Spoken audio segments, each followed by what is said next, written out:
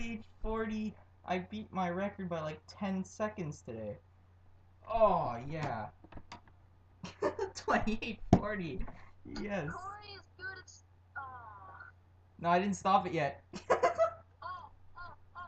Corey is good at solving the little cube thing that I can only do in like 2 minutes. Yeah, because he uses the Dan Brown method. F2L for the win. Better at this though. I used beginner's method and I got 28. That's how good this method is. Okay, see you guys. Yeah.